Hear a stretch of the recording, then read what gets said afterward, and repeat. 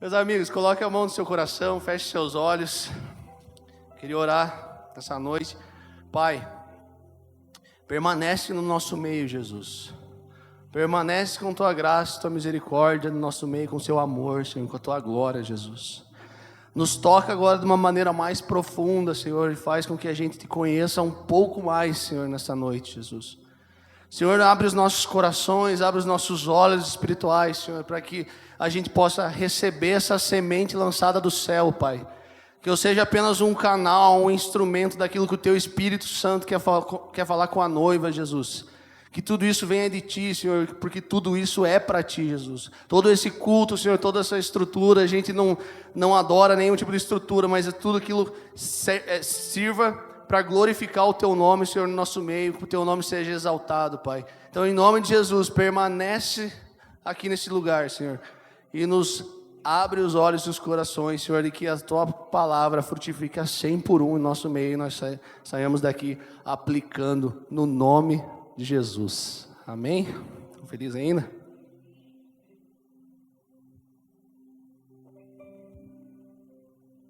Meus amigos, a gente está na série Red Line. Esse título faz alusão àquelas linhas vermelhas que algumas Bíblias têm, né? Alguns versículos eles estão em vermelhos, tanto no digital quanto no papel. E essas linhas falam justamente das falas de Jesus, das falas de Cristo na Bíblia. Então a gente tem sido impulsionado e catapultado cada vez mais a trazer uma mensagem, a se tornar uma mensagem cristocêntrica, em que Cristo seja o centro de todas as coisas.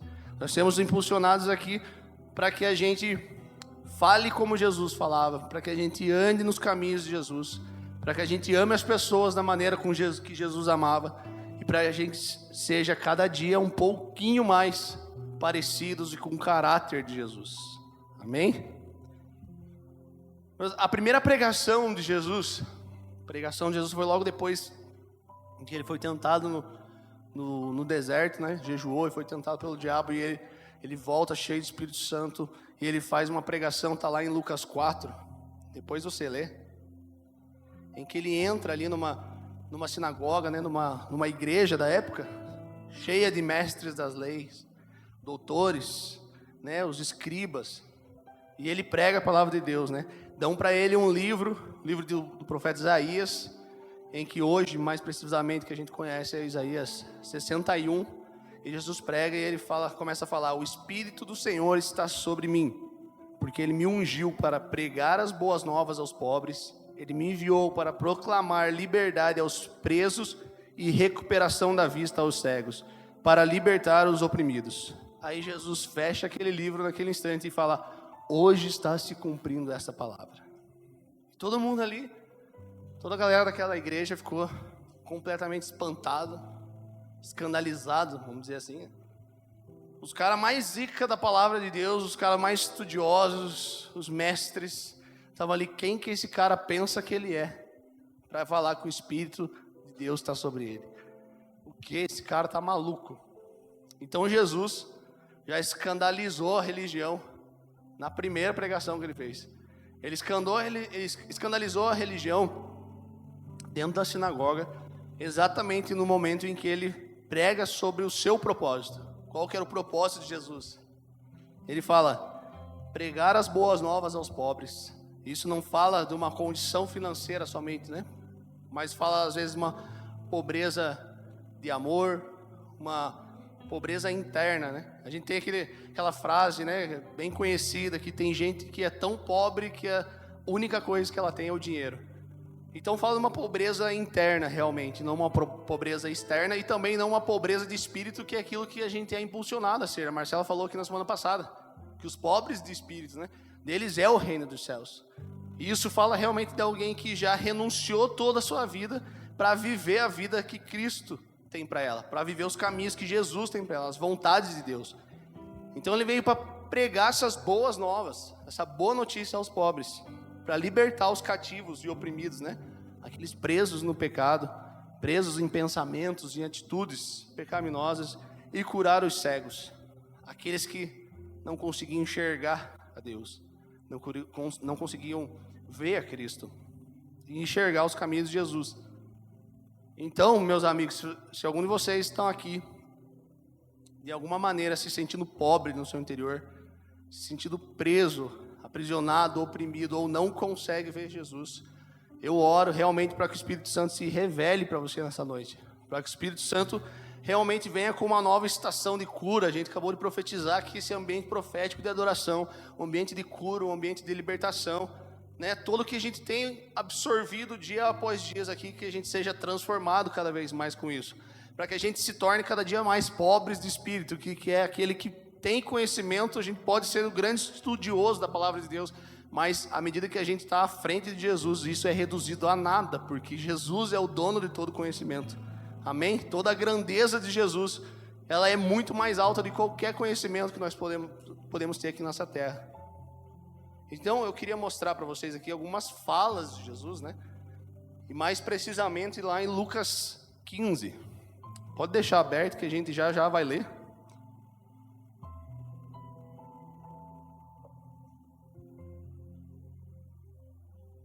Eu quero que você tenha realmente os teus olhos e o teu coração muito aberto, porque muitas vezes a gente perde algumas preciosidades da palavra de Deus, a gente perde perde o ouro realmente que Jesus, os segredos de Jesus, a gente perde muitas vezes por achar que a gente já sabe tudo, achar que a gente sabe demais, né? Lucas 15 é um capítulo muito conhecido, tem 3 parábolas muito conhecidas, e que muitas vezes a gente olha, lê ali rapidinho, com os olhos ali e tal, vai passando para frente, mas que realmente tem muita preciosidade, porque a palavra de Jesus, ela é viva e ela se revela para nós de inúmeras formas, amém? Então Lucas 15, ele é popularmente, vamos dizer assim, não sei se popularmente, eu chamava assim, de capítulo dos desviados. Cara, segundo a literatura dos judeus na época, né, os rabinos, segundo também os fariseus, o arrependimento é o início de todas as coisas. Mas segundo o capítulo 15 de Lucas, a graça de Deus é o início das coisas. Se o arrependimento fosse o início, meus amigos, a gente iria pregar mais sobre o pecado do que sobre o poder de Deus que transforma. Então a graça de Jesus, a graça é o poder de Deus que transforma a gente de glória em glória, para que a gente viva o sobrenatural de Deus. E me dá muita agonia, de verdade, em ver algumas igrejas, ver alguns posts, alguns pregadores, né? O pessoal compartilhando, muito mais ênfase para o diabo, para a acusação, para o pecado, do que para a graça de Deus e o poder de Deus, que realmente nos visitou muitas vezes antes da gente saber quem Deus era. Mas tem muita gente também que só prega a graça, que é uma graça que a gente chama de hipergraça, né? Cara, eu não preciso fazer nada, posso tudo nessa... usa até aquele versículo, né? Posso tudo naquele que me fortalece, posso fazer todas as coisas, a graça está aí para isso. Meus amigos, isso também é errado, porque a graça, ela tem o poder de transformação. A graça, ela transforma. A graça, ela salva, ela me traz para uma família espiritual, me torna filho de Deus, mas ela me transforma. Ela é poderosa para isso. E muitas vezes, esses extremos faz com que a gente peque. Esses extremos, o legalismo dando mais poder para o diabo do que para a cruz, e a graça também anulando a cruz e todo o resto. E a cruz, ela é a maior prova de amor e da graça para nós. Mesmo quando a gente muitas vezes ainda nem conhecia Jesus, ainda nem sabia quem Deus era.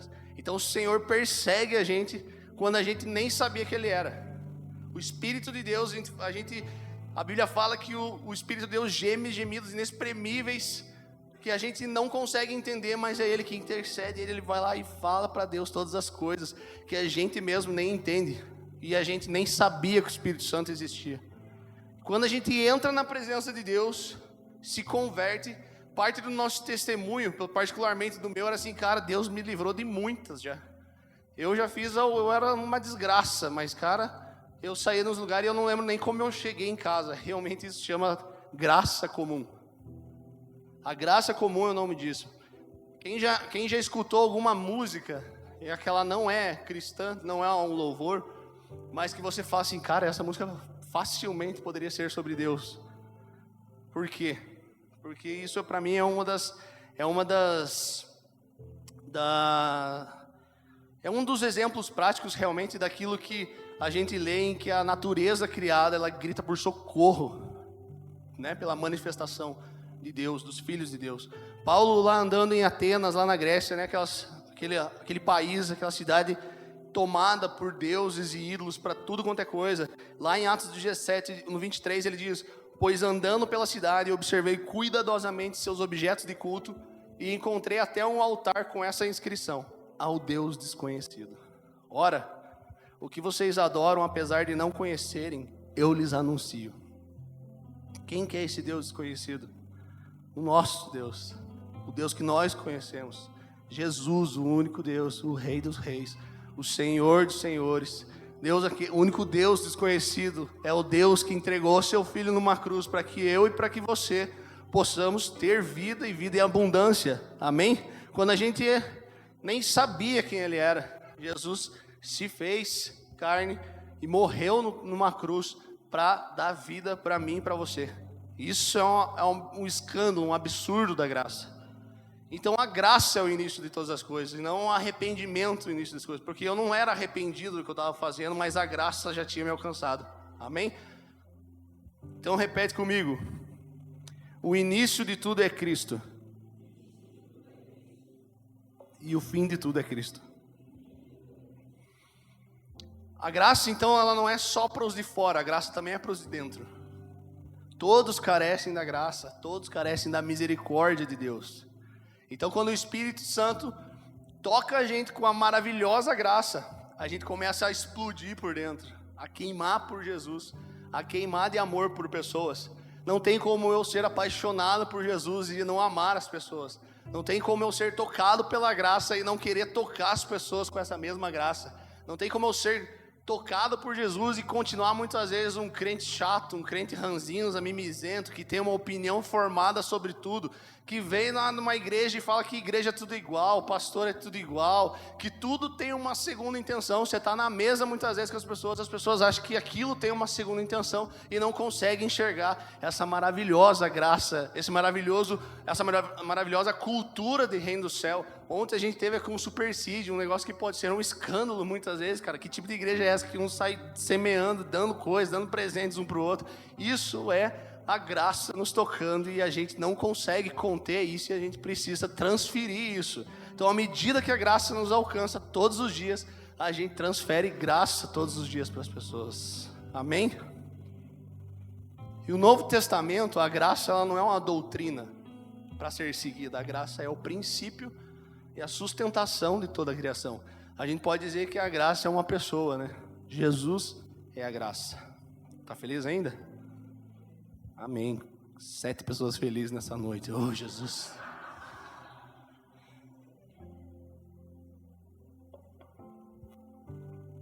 Estão felizes ainda? A gente aprendeu na semana passada sobre a felicidade, cara. Quem está mais do que feliz, a gente tem que estar mais do que feliz, porque a felicidade, ela fala de um propósito. Davi, um dos caras mais íntegros, o maior guerreiro ali que já existiu na época, era rei, mas quando ele tropeça, ele cai, ele no ápice da tua queda, na queda dele, ele escreve Salmo 51, e ele fala: não tira de mim, Senhor, a alegria da salvação. Se fosse sacrifício que Deus quisesse, Davi ali ia fazer um sacrifício. Davi, ele tinha muito poder para fazer essas coisas, mas Deus não queria isso. Deus queria um coração quebrantado, um coração contrito. E Davi, ele pede a restauração da alegria da salvação. E a salvação fala do quê? Fala da graça. Então vamos lá para a Bíblia, lá em Lucas 15, nos versos 1 e 2. Toda parábola, ela é acompanhada de um contexto. E o contexto dessa está nesses 2 versículos-chave.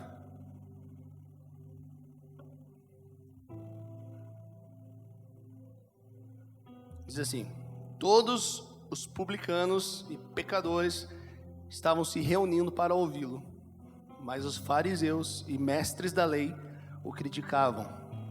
esse homem recebe pecadores e come com eles. Só até aí por enquanto. Esses 2 versículos, eles são contexto. Então aqui, a gente tem 2 grupos de pessoas. O primeiro grupo se aproxima de Jesus para ouvir. O segundo grupo se aproxima para falar. E quem são esses publicanos, esses pecadores, né?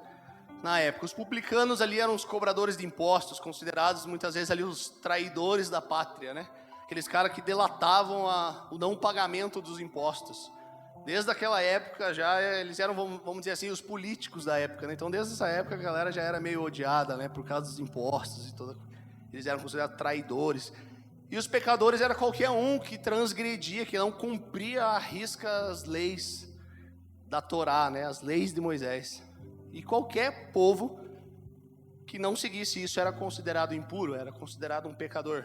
Um exemplo disso, os samaritanos, né? A treta de judeus com os samaritanos.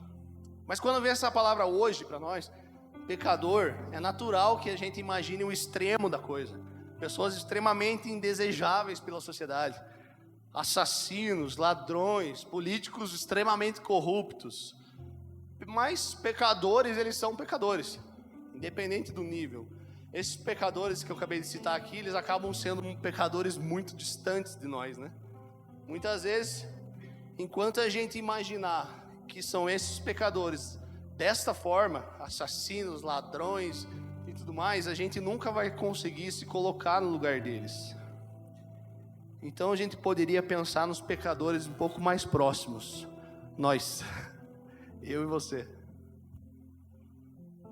Então Jesus está na mesa com esses pecadores. E a mesa da época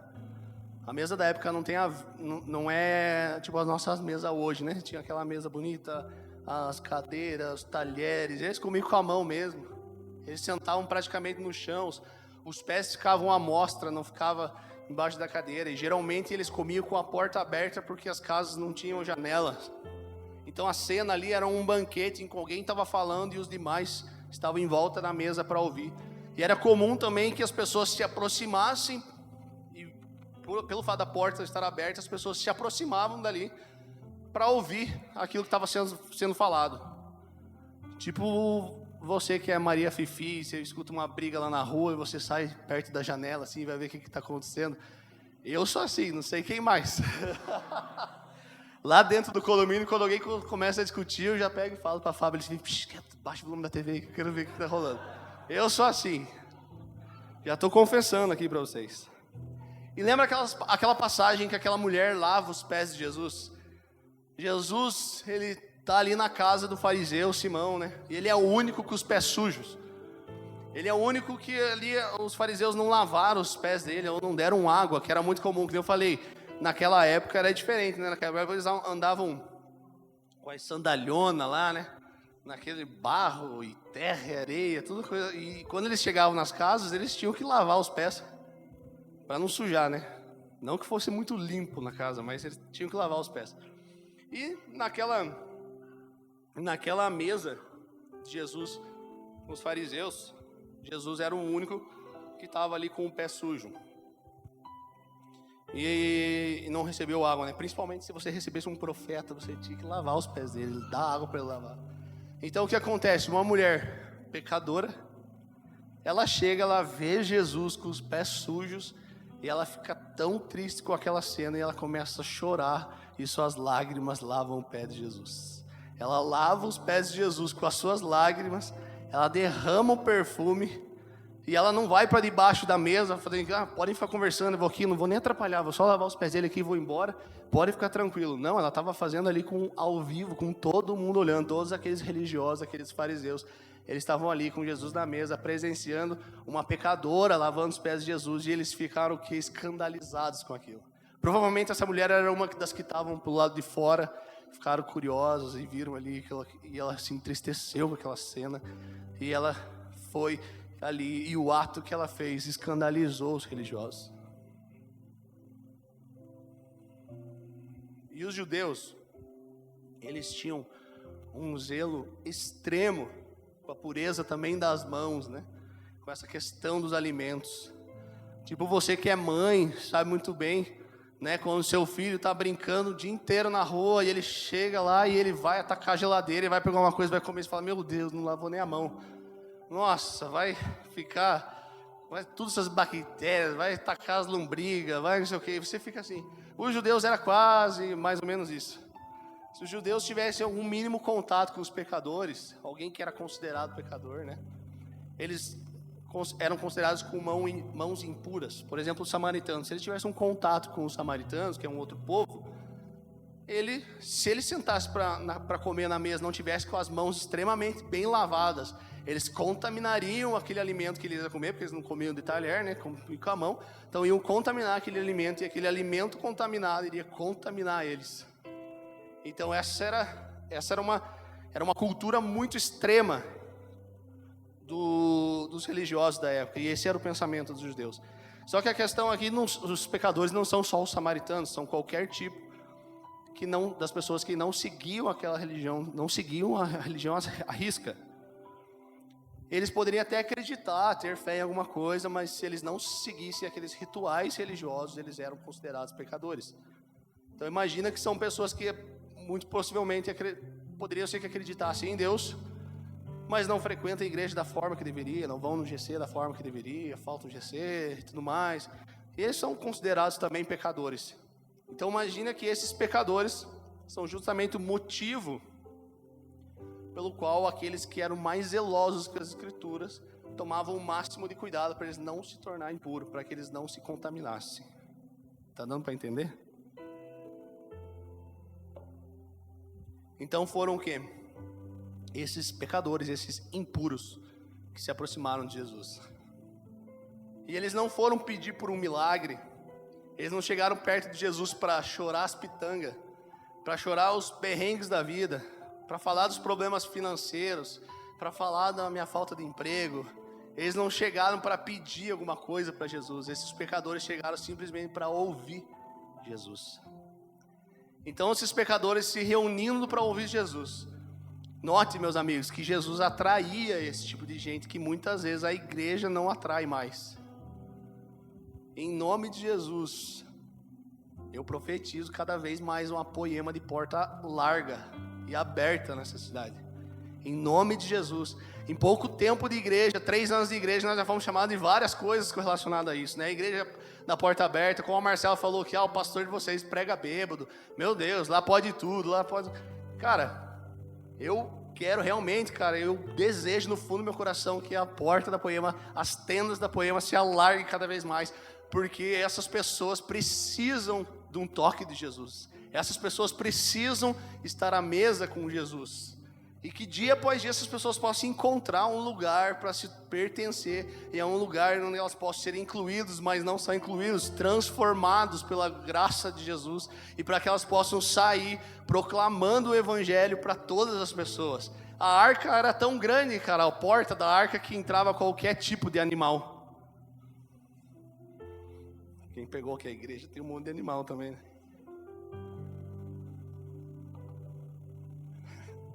E animal, na Bíblia, fala de criatura. Criatura fala daqueles que ainda não são filhos.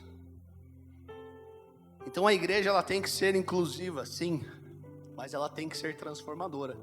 Ela não pode ser só inclusiva e ela não pode ser só transformadora. Ela tem que ter o equilíbrio, o pão e o vinho. Em nome de Jesus, de novo, que a gente alcance essas pessoas e que a gente mostre que elas são uma poema, uma obra-prima de Deus, criadas para fazer a boa obra que de antemão Deus já planejou.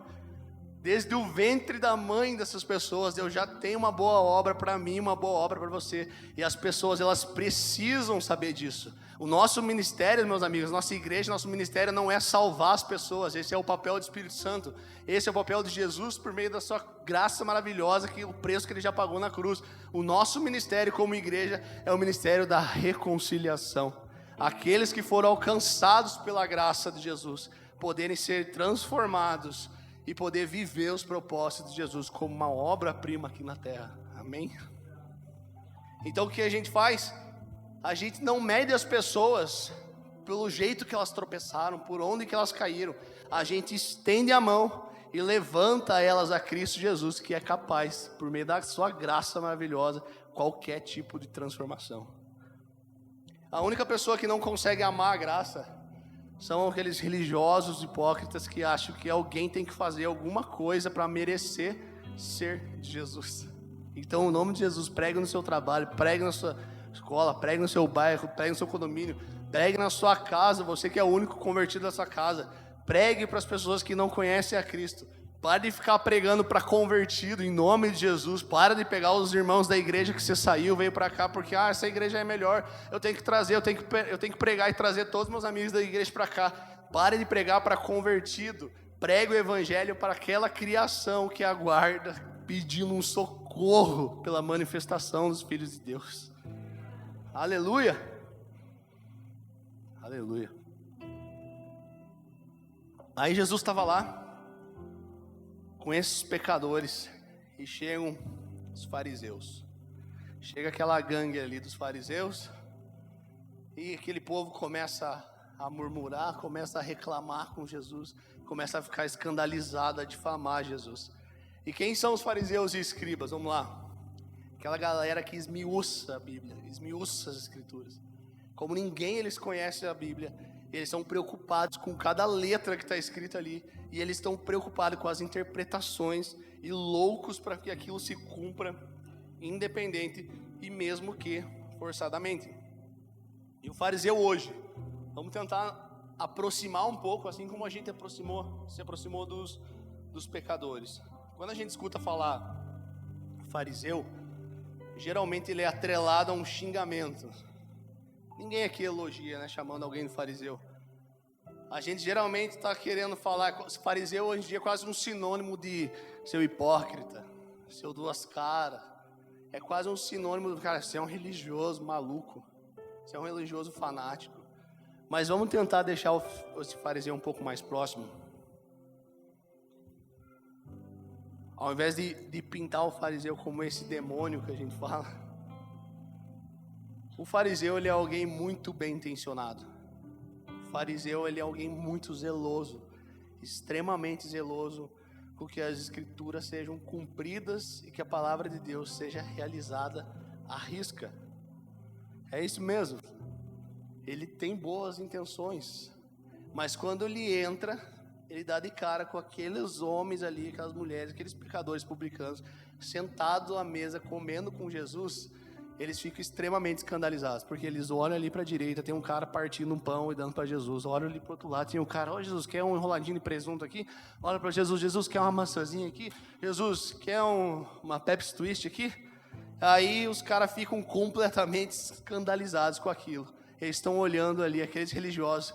Como que pode? Será que Jesus, sendo judeu, ele não sabe que ele está se tornando impuro, comendo com esses pecadores? Será que ele não tem essa noção? Jesus era judeu, ele sabia dessa lei. E aí aparece o grande contraste, em que de um lado tem os publicanos e os pecadores que se aproximam para ouvir Jesus, e do outro lado os fariseus e os escribas que se aproximam não para ouvir, mas para criticar. Mas criticar quem? Aqueles pecadores publicanos? Não, eles criticaram Jesus. O alvo da crítica dos fariseus era Jesus. Esse é o zelo em excesso, é um zelo além do limite. Aquele povo que queria ver o cumprimento das Escrituras, quando vê Jesus fazendo algo que a religião não aprovava, eles imediatamente acusam Jesus, murmuram Jesus. Você consegue entender como que o excesso do zelo faz com que aqueles crentes ali não pudessem ver Jesus? O excesso de zelo com as Escrituras podem fazer com que eu e você viva num legalismo total, em que se não está sendo cumprido aquilo ali que a religião manda, eu não consiga ver Jesus. Você consegue entender nisso? E é exatamente nessa hora que Jesus, com toda a sua grandeza, ele precisa ser defendido. E Jesus conta 3 parábolas para se defender da acusação dos crentes zelosos. Isso é muito poderoso. E esse é o contexto das 3 parábolas de Lucas 15.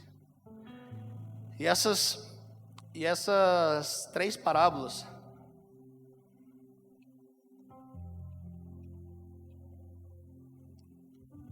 como que está na Bíblia de vocês? A primeira parábola, na minha, está escrito a parábola da ovelha perdida. A segunda parábola, a parábola do quê? Da dracma perdida. E a terceira, filho pródigo ou filho perdido. E Jesus nunca contou essas parábolas. Quando eu falei isso de manhã, o olho de Xandão virou desse tamanho. Ele falou assim, meu Deus, vai vir uma heresia agora. Ele falou assim, nossa, você tá vendo tão bem, mas agora vai falar muita asneira aqui. Meu Deus do céu. Meus amigos, Jesus nunca contou a parábola da ovelha perdida. Jesus nunca contou a parábola da dracma perdida. E Jesus nunca contou a parábola do filho perdido, do filho pródigo. Esses títulos, eles servem para a gente catalogar, né? Esses títulos nos ajudam, assim como capítulos e versículos no original não existem, né? Eles foram criados para que a gente pudesse nos encontrar melhor na Bíblia, né? E eu vou explicar o porquê que essas não são parábolas que Jesus contou. No verso 4, diz assim: qual de vocês que possuindo 100 ovelhas? Então a parábola não está falando da ovelha perdida, a parábola está falando do pastor que tinha 100 ovelhas. No verso 8, ou qual é a mulher que possuindo 10 dracmas? Então não é a parábola da dracma perdida, é a parábola da mulher que tinha 10 dracmas. E o verso 11, Jesus continuou: um homem tinha 2 filhos. Então não é a parábola do filho pródigo ou filho perdido, é a parábola do pai que tinha 2 filhos. E nesse exato momento o Xandão se aliviou, assim, eu pude ver ele se assentando melhor, ele já estava quase levantando aqui e me arrancando daqui de cima, de manhã, vocês tinham que ver essa cena. E por que Jesus não contou essas parábolas? Porque o evangelho não é sobre mim, não é sobre você, porque o evangelho é completamente sobre Jesus. Não é sobre religiosos e não religiosos, o evangelho é todinho sobre Deus. O evangelho é sobre o pastor, o bom pastor. O evangelho é sobre aquela mulher que tipifica a igreja, o Espírito Santo. O evangelho é sobre o bom pai, o Abba, pai. O evangelho não é sobre as ovelhas, o evangelho não é sobre as moedas, o evangelho não é sobre os filhos, o evangelho é sobre Jesus e inteiramente sobre Jesus. Amém?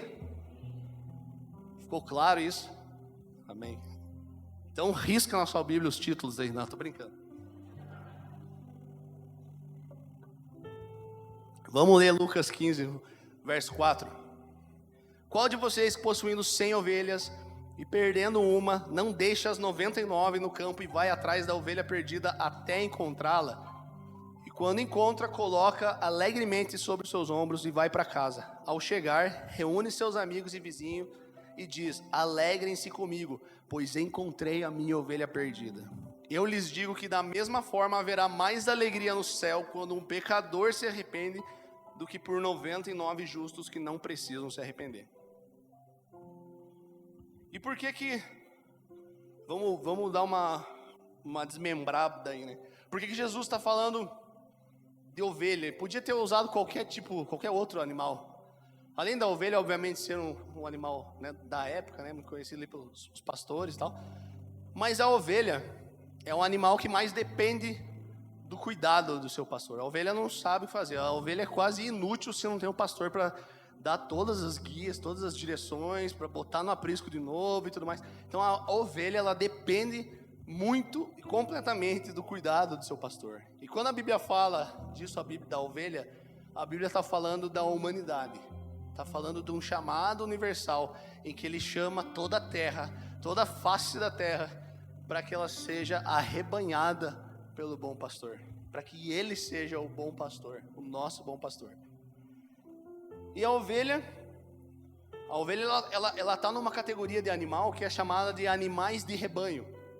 Obviamente o animal não é racional, mas quando a ovelha ela está sozinha, ela não está no seu rebanho, ela sabe que ela está perdida. Por ela se enquadrar nessa categoria, se ela não está com as demais, ela fala: alguma coisa está errada, eu estou perdido por aqui. Então a ovelha se perde para fora do aprisco. Sabe o que a gente pode tirar daqui? Está falando daqueles que estão perdidos lá fora. Fala daqueles também que sabem, que têm a consciência de estarem perdidos. Se você fala de Jesus para alguém que está usando droga, ele não vai falar para você que ele está salvo. Ele vai falar para você que ele está perdido. Então ele tem a consciência de que ele está perdido. Se você vai lá e fala para o morador de rua, muitas vezes, quando a gente vai evangelizar alguém, chega no morador de rua, ele sabe, ele fala assim, eu já até fui da igreja já, mas agora estou meio perdido. Nossa, eu tenho que voltar, qualquer dia desses eu volto. E às vezes uns dão até uma carteirada, né? Falam, não, mas tudo posso naquele fortalece, né? Como é que é? É o versículo de boteco, né? Todas as coisas cooperam para o bem. Salmo 23, né? Tá lá nos botecos lá da vida. Todos os caras tomando cachaça lá, manguace, mas o Salmo 23 tá lá amarelo na parede do boteco. Então o pastor ali, ele sai e ele vai em busca dessa ovelha. Algumas versões falam que ele vai embora, que ele sai dali e ele busca. Então todas as vezes que a gente vê na Bíblia sobre resgatar ovelhas perdidas, a gente vai sempre dar de encontro com uma ação correspondente a sair e ir de encontro, buscar alguma coisa. Lá em Mateus 15, 24, fala, eu fui enviado apenas às ovelhas perdidas de Israel. Essa palavra enviado, ela é do original apostelo, que vem de um ser apostólico. Então uma igreja apostólica é uma igreja que ela é empurrada para resgatar as ovelhas perdidas. Aleluia! E o que acontece quando ele resgata a linguagem? Acontece a linguagem universal da alegria, a linguagem universal do crente, uma festa. No verso 7 ainda ele fala assim, só repetindo aqui, haverá mais alegria no céu por um pecador que se arrepende do que por 99 justos que não precisam arrepender-se.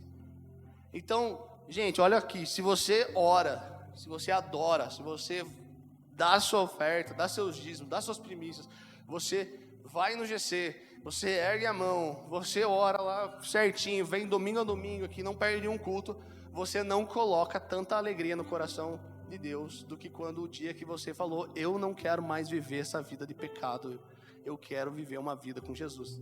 Nesse dia que você decidiu, é um dia que houve uma explosão no céu, uma festa lá no céu. Então o dia, sabe aquele dia que o Espírito Santo ele te convence e que você sabe que você está fazendo alguma coisa errada, você é convencido do pecado. Mas o dia em que você decide se arrepender e não viver mais no pecado, esse é o dia em que a graça de Deus te encontrou e que houve uma festa no céu. Amém? E nessa parábola, ela não está falando de filhos, né? Ela não está falando de convertidos. Essa parábola está falando do mundo que precisa ser arrebanhado pelo bom pastor, né? E nessa parábola não existe o porquê a ovelha se desviou. Nessa parábola não tem um porém, entretanto, todavia. Nessa parábola não tem um se a ovelha fizer isso, ela pode voltar. Nessa parábola só existe a ovelha escapou, o pastor, o bom pastor, ele vai, ele corre de atrás, ele sai, vai de atrás dela, pega a ovelha, põe nas costas, volta para casa e ele não volta sozinho, ele chama os amigos e ele dá uma festa. Vamos celebrar comigo. E é sobre isso que fala essa parábola. Agora vamos continuar para a segunda parábola, da mulher que tinha 10 dracmas. Verso 8. Ou qual é a mulher que possuindo 10 dracmas e perdendo uma delas não acende uma candeia, varre a casa e procura atentamente até encontrá-la? E quando encontra, reúne suas amigas e vizinhas e diz, alegrem-se comigo, pois encontrei a minha moeda perdida. Eu lhes digo que da mesma forma, a alegria na presença dos anjos de Deus por um pecador que se arrepende. Algumas teorias buscam aqui entender o valor dessa dracma. Tem algumas teorias que falam que é um presente que a mulher ganhava em cada feito, outras que era um valor, digamos, de uma vida inteira de trabalho da mulher. Mas a maioria dos entendimentos, né, a maioria dos estudos, traz a dracma com o valor de um dia de trabalho. Então era uma moeda ali, uma dracma é uma moeda de pouco valor, né, vamos dizer assim. E aonde ela perdeu? Ela perdeu em casa. O padrão da casa não era como nossas casas de hoje. Era uma casa muito engraçada, não tinha janela, não tinha teto, não tinha nada. Era de chão batido, era muito difícil encontrar uma moeda. Era muito difícil, tinha terra misturada com areia. Ali, deve ser dali que veio aquele ditado, né? A encontrar uma agulha no palheiro. É encontrar a moeda numa casa dos judeus. Uma moeda era uma coisa muito difícil de se encontrar. E ela perde essa moeda dentro de casa. Isso aponta para aqueles que foram perdidos e que estão perdidos dentro da igreja. Ora, vem, adora, levanta a mão, está dentro da igreja, só que não sabe o verdadeiro sentido, o verdadeiro valor que a vida tem.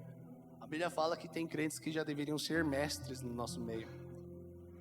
E em nome de Jesus, se você é essa igreja madura, é essa pessoa que Deus colocou pessoas na sua vida, para que você discipule, que você seja exatamente como essa mulher, em que ela busca até encontrar, ela acende uma candeia, ela limpa a casa como uma maníaca de limpeza, até que ela encontre essa moeda perdida. E ela acende a lamparina, ela varre a casa, porque não dá para você procurar a moeda numa casa bagunçada. Ela procura arrumando a casa, e arrumando que a gente vai encontrar aquilo que a gente perdeu. Amém? Outra coisa, segunda, a gente só vai conseguir encontrar aquilo que a gente perdeu se a gente sabe o que a gente perdeu.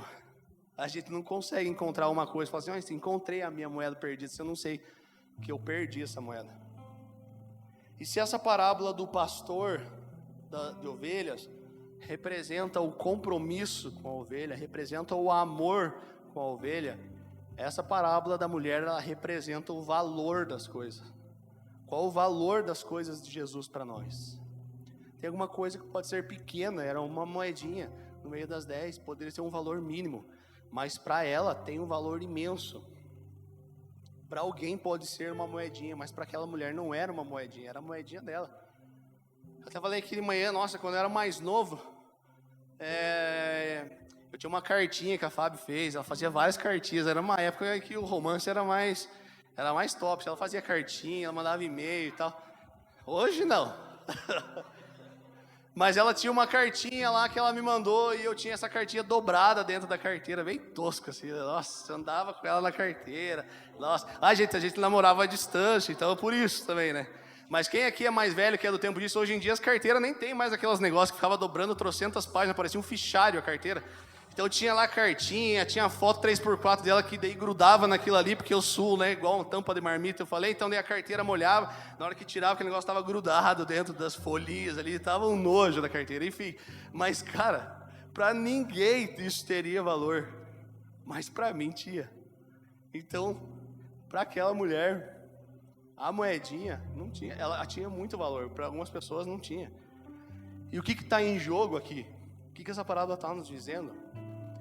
Que Jesus está ali diante das suas moedinhas, dos pecadores, que para aquela galera não valia nada.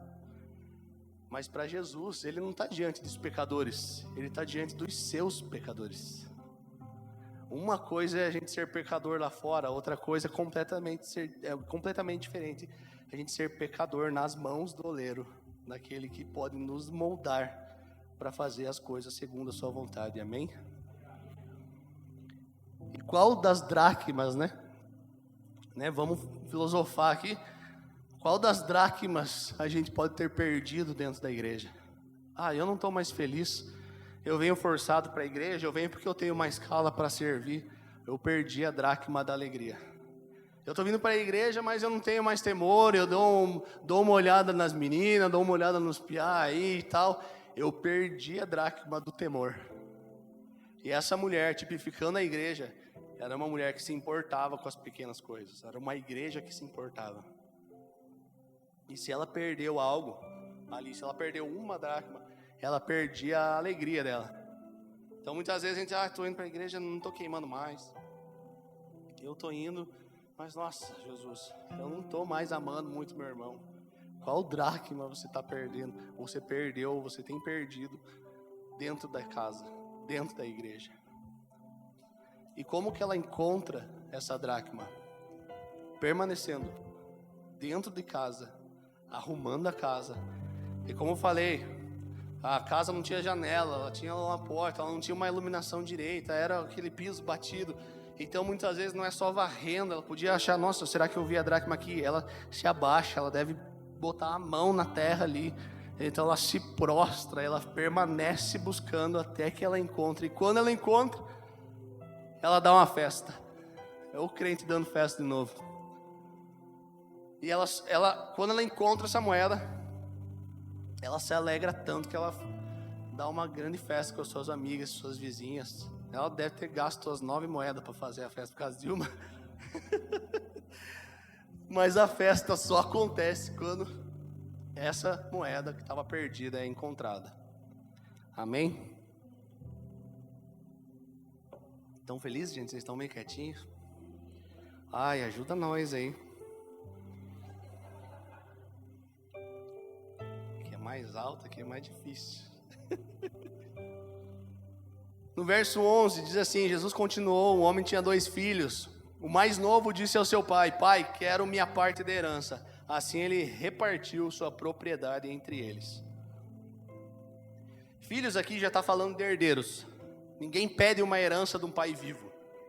Não faz o menor sentido, não faz nenhum sentido você pedir a herança para o seu pai que está vivo. Então aquele filho, o que ele estava dizendo ali? Pai, o senhor vivo ou morto para mim pouco importa. Eu quero o que você pode me dar, eu quero seus bens, eu não quero teu relacionamento. E isso é muito escandalizante aos meus olhos, mas eu acho que mais escandalizador ainda é o que o pai fez. Ele reparte ali, ele pega e dá pro filho mais novo a parte da herança. Ele nem deu um sermão, nem falou assim, vai nada, cara, vai lá ficar de castigo, vai ficar de, sei lá, de joelho no milho, vai levar uma cintada, mas não vai ter herança nenhuma, sai daqui e vai trabalhar, vai lá ordenhar as vacas lá, vai lá pegar os carneiros, vai cuidar, vai, sei lá, vai trabalhar, isso daí é falta de louça. Aí, não vai, o pai vai lá e pega, assim, não, tá aqui então, a herança. Isso para mim é mais escandalizador ainda. E ele vende aquilo ali, ele vai para longe. Ele sai ali do interior, né, daquela fazenda, daquela terra, ele vai para uma cidade grande. Quem lembra do filme? O Baby, o porquinho atrapalhado na cidade grande. Era esse filho mais novo. Ele era um bobão ali, espiritual, ele era um... Ai, gente, de manhã eu falei Jacu, mas não vou falar de novo. Então é o cara que tenta curtir o mundo, mas nunca vai ser natural, cara. As coisas para as pessoas podem até ser natural para as pessoas do mundo, mas para aquele filho que já experimentou a casa do pai, a casa do Abba, nunca vai ser natural. Para quem já experimentou um sobrenatural de Deus, o mundo pode chamar de natural sair para uma balada e sair pegando geral. O mundo pode falar que é natural dar um jeitinho brasileiro na empresa, burlar umas notas aqui ou ali para ter um aumentinho no salário sem o chefe saber. O mundo pode dizer que é natural um político corrupto. O mundo pode dizer que é natural homem casando com homem, mulher casando com mulher. O mundo pode aplaudir e dizer que é algo natural, uma separação, um divórcio, assim como aplaudiram da Sandy porque eles falaram que agora eles eram amigos, né? O mundo pode dizer que é natural usar uma droguinha, porque a droguinha, né, tem uma ervinha que ela é natural, foi Deus que fez, né? Então o mundo pode dizer que é natural, mas para quem já experimentou um toque verdadeiro de Deus, da glória de Deus, da graça de Deus, que transforma, que muda o caráter, por qual motivo seja, saiu, se desviou desse caminho, achou que era infeliz na casa do pai, por mais doloroso que seja, sei lá, ficar na casa do pai, não tá ruim, nunca vai ser natural. Nunca vai ser natural, porque você já não é mais natural, você já é espiritual, você já experimentou a glória de Deus. Você pode às vezes até tentar ficar no mundo, mas sempre vai ser esse bobão espiritual, esse bobão em que o Espírito Santo sempre vai ficar incomodando você, e você nunca vai conseguir nem pecar com a consciência limpa. Eu era assim. Eu chegava várias vezes já ruim, né? E a hora que eu botava a minha cabeça no travesseiro, eu já tinha tido um encontro na época das escolinhas bíblicas dominicais, eu ia, participava. Só que aí eu me desviei, cara, toda vez que eu deitava, eu falava, Jesus, por favor, não volta hoje. Jesus, por favor, não volta hoje, eu me perdoa pelos pecados, amém. Falando com a língua travada. Então, nunca vai ser natural para quem já experimentou o sobrenatural de Deus. E aí, no verso 17 diz: caindo em si. Então ele reflete: espera aí, o que eu fiz da minha vida? E é nesse momento que ele pensa assim: quantos trabalhadores do meu pai tem pão com fartura e eu aqui morrendo de fome? Então onde que estava? Ele pegou toda aquela grana, esbanjou na cidade grande. Cadê aqueles amigos na hora da festa? Cadê aqueles amigos na hora que ele era o dono da lancha, né?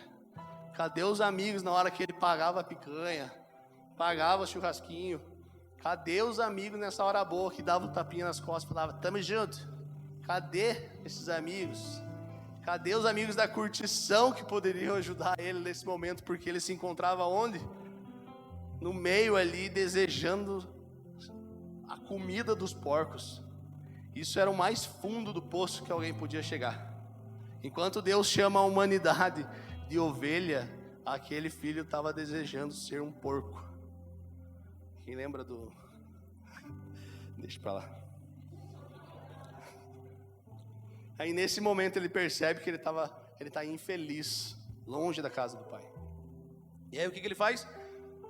O verso 18, desviado religioso ainda: porei a caminho e voltarei para meu pai e lhe direi: pai, pequei contra o céu e contra ti, eu não sou digno de ser chamado teu filho, trata-me como um dos seus empregados. Ele é religioso, além de desviado é religioso. Olha para o teu irmão do lado. Nossa, essa é boa, né? Eu gosto de falar isso. E fala assim: a incredulidade fez você ir embora. Nossa, gente, meu Deus, cada um falando um tempo aqui. Vamos no 3, 1, 2, 3. Aí, não vamos falar com o irmão do lado, vamos falar pra frente. Não, mais uma vez. 1, 2, 3. A incredulidade fez você ir embora. A religiosidade vai fazer você achar que você merece a volta. Meu Deus, isso é muito forte, gente, não sei. Cara, a religiosidade vai querer fazer você jejuar na hora que está voltando para Deus. A religião vai fazer você ter que orar para Deus para saber se eu tenho que voltar para a igreja. A religião vai fazer você orar para você saber se você tem que servir na igreja. O cara que é o ser superior e a galera é ralé aqui, ó. Eu não sei se vocês merecem o meu serviço, eu preciso orar para Deus.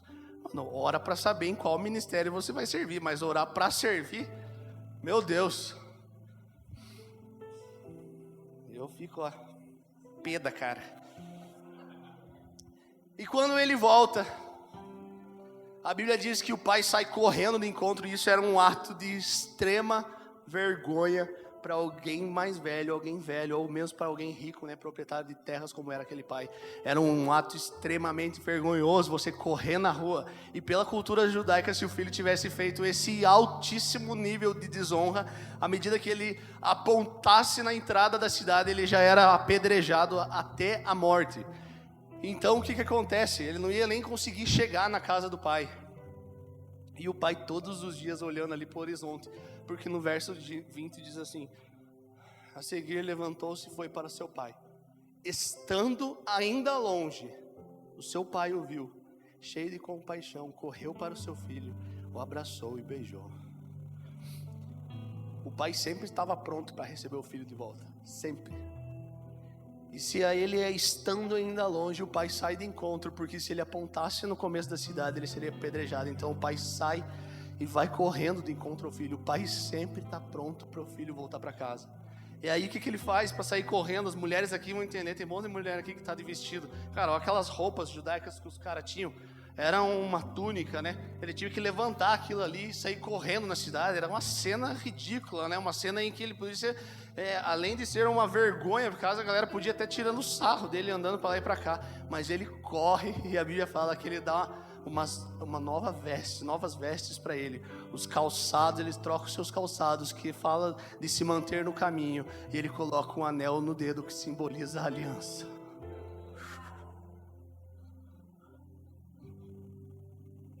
E a parte mais importante da volta do filho, o que o pai faz quando ele encontra o filho? Coloca ele de banco. A parte mais importante da volta do filho é ele dar um lugar à mesa. Ele fala: vamos comer, vamos festejar, porque o meu filho estava morto e reviveu. Ele estava perdido e foi achado. Imagina Jesus naquela cena dos versículos 1 e 2, contando isso para os fariseus. Imagina Jesus falando: meu filho estava morto e está aqui e voltou para casa. Ele está aqui na mesa. Olha, ele fala isso olhando nos olhos daqueles religiosos. Esse é o meu filho que morreu, ele reviveu. E Jesus está falando o quê? Vamos comer, tem mais espaço nessa mesa.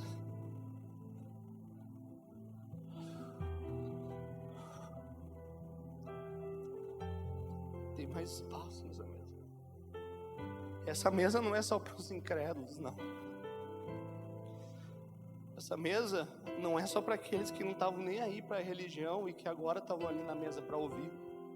Essa mesa também é para aqueles religiosos. É também para aquele que não consegue mais acreditar no amor e na graça de Deus.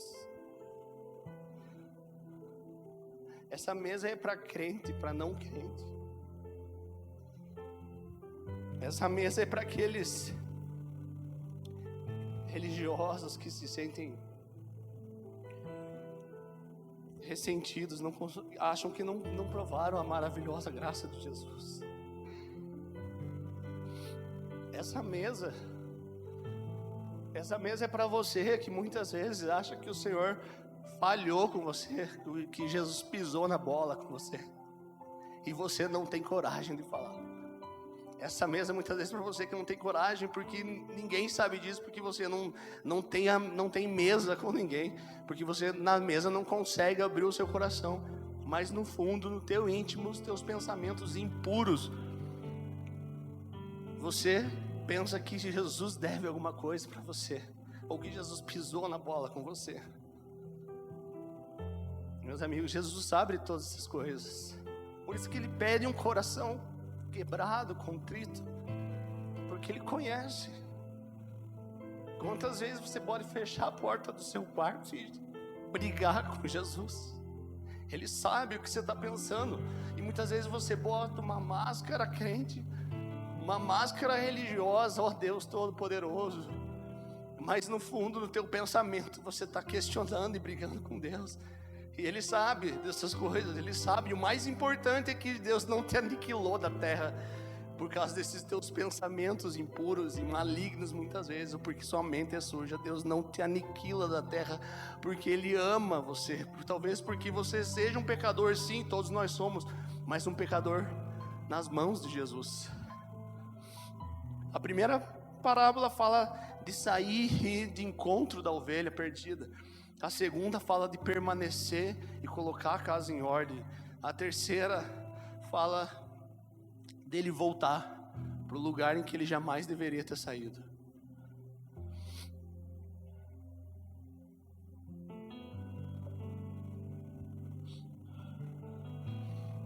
Ou talvez a gente é aquele filho mais velho, o filho pródigo que ficou em casa. Ou você está dando trabalho, ou você está dando a festa, né? Ou você é o crente chato que ficou achando que você merece tudo. Aquele mais velho que se indignou e não quis fazer parte da festa, não quis sentar na mesa para comer junto com o irmão mais novo. E olha que lindo isso. Isso aqui é muito poderoso. Porque aquele pai, ele é como um pastor que vai atrás da ovelha perdida. Ele é como a mulher que vai atrás da moeda perdida. Ele é como aquele pai que viu o filho mais novo na entrada da cidade e correu na direção dele. Mas é esse mesmo pai que sente a falta do filho mais velho na casa, e ele sai da casa e vai de encontro do filho que estava perdido dentro de casa. E o filho era legalista, porque ele fala assim: verso 29, olha, todos esses anos eu tenho trabalhado como um escravo ao teu serviço. Eu nunca desobedeci as tuas ordens. E você nunca me deu nenhum cabrito para eu festejar com meus amigos. Mas quando volta para casa, esse seu filho que esbanjou os teus bens com prostitutas, mata um novilho gordo para ele. E disse o pai: meu filho, você está sempre comigo, tudo que eu tenho é teu. Mas nós tínhamos que comemorar e nos alegrar, porque esse teu irmão estava morto e voltou à vida. Ele estava perdido e ele foi achado.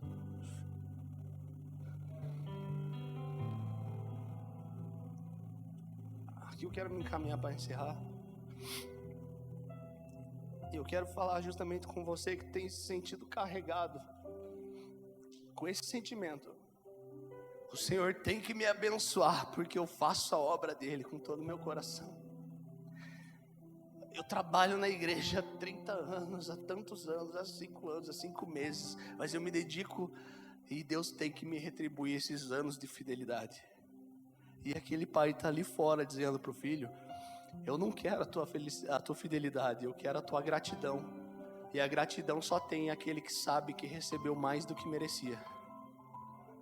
Só a graça, presta bem atenção, só a graça de Jesus vai me tornar um devedor do Senhor. Quando eu entendo a graça, eu sei que eu me torno um devedor. O legalismo, a lei, vai transformar Deus num devedor. O legalismo vai falar para Deus: porque eu estou fazendo essa obra, você tem que me abençoar. Então, se o legalismo fosse o princípio de todas as coisas, o arrependimento fosse o início de todas as coisas, eu fazia algo e Deus se tornava um devedor para mim. Deus precisava fazer isso. Mas somente a graça, somente quando eu entendo que o que Jesus fez é muito mais, eu sou um devedor. E essa graça vai fazer com que eu trabalhe para o Senhor, não para eu ser salvo, porque salvo eu já sou. Essa graça vai fazer eu trabalhar para o Senhor, porque essa é uma maneira prazerosa de você dizer: Jesus, eu te amo e obrigado. E é isso que aquele pai quer.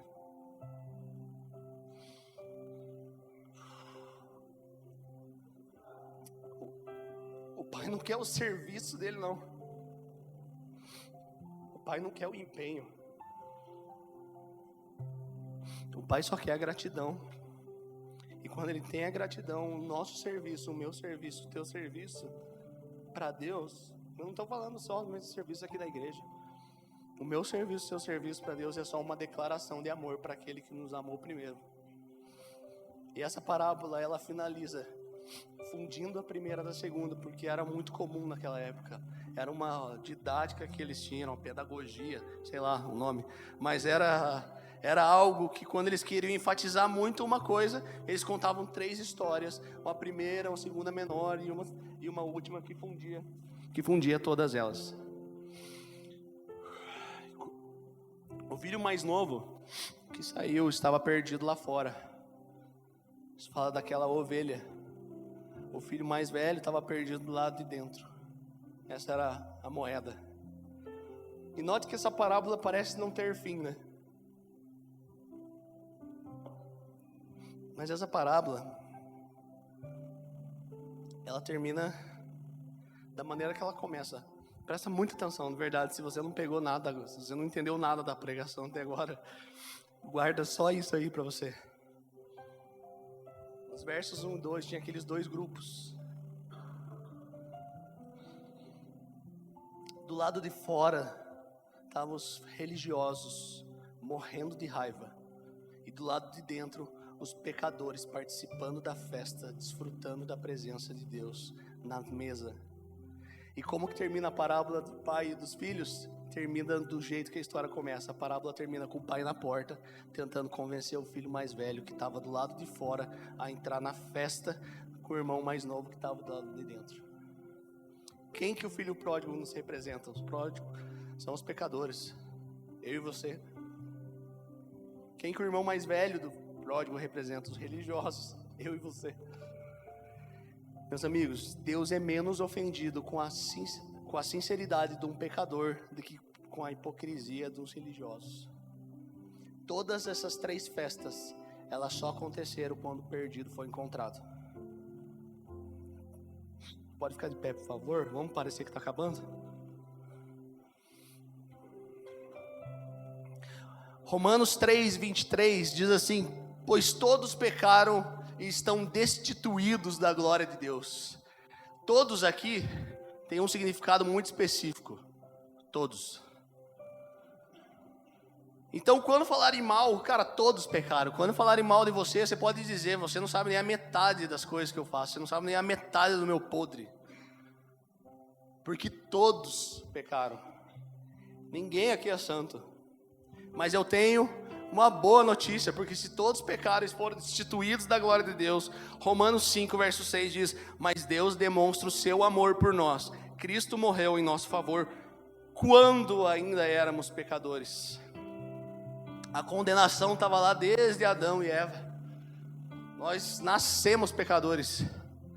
E a graça estava e está e sempre estará, sempre esteve em Cristo Jesus. Esteve na pessoa de Jesus.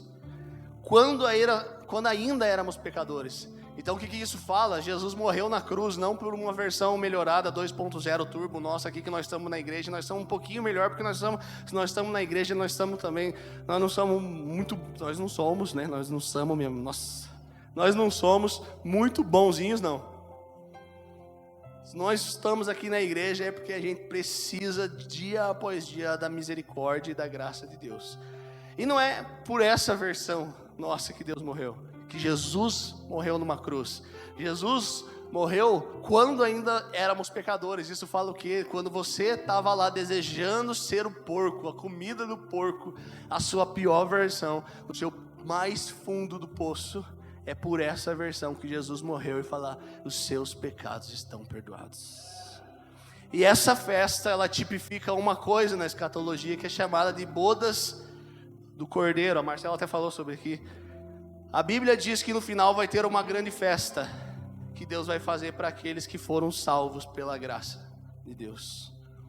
E Gálatas, um dos versículos mais lindos da Bíblia, diz assim: fui crucificado com Cristo. Já não sou eu quem vive, mas Cristo vive em mim. A vida que agora vivo no corpo, vivo pela fé no Filho de Deus, que me amou e se entregou por mim. Eu não anulo a graça de Deus, pois se a justiça vem pela lei, o arrependimento vem antes. Se a justiça vem pela lei, Cristo morreu inutilmente. Meu Deus, meus amigos, o cunho dessa pregação, o cunho da minha pregação não é falar do pecado ou da perdição, mas é para falar sobre a soberania do sacrifício que Jesus fez na cruz para mim e para você.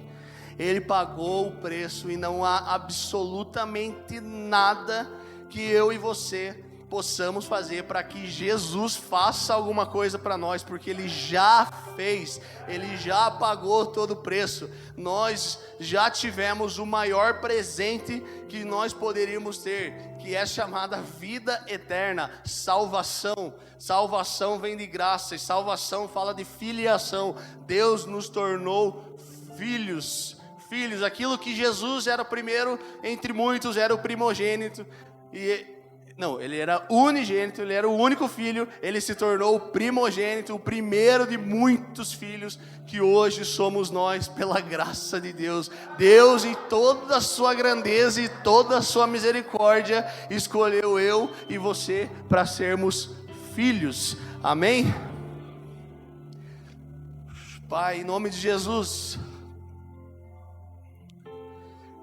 obrigado, Jesus, por nos mostrar um caminho que o arrependimento é encontrado por Ti, Jesus. Obrigado, Senhor, por nos mostrar o caminho certo.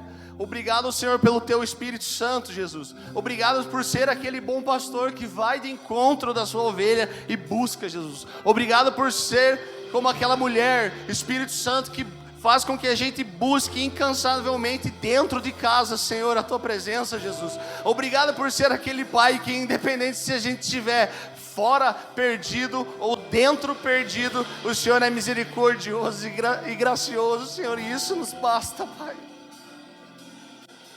Isso nos basta, Jesus. Nos basta, Jesus. A tua graça nos basta, Jesus.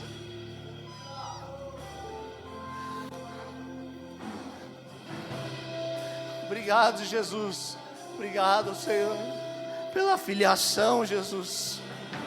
Obrigado, Jesus, porque nenhum de nós merecíamos tanto amor. E assim o Senhor nos amou primeiro, Jesus, e coloca em nós, restaura em nós a alegria da salvação. Restaura em nós e nos faz um coração reto e justo, inclinado para ouvir as tuas palavras, para praticar as tuas palavras, para andar como você andava, para viver como você vivia, Jesus, para falar o que você falava, Jesus, para amar os nossos irmãos, assim como o Senhor amou a igreja. No nome de Jesus, Pai, no nome de Jesus.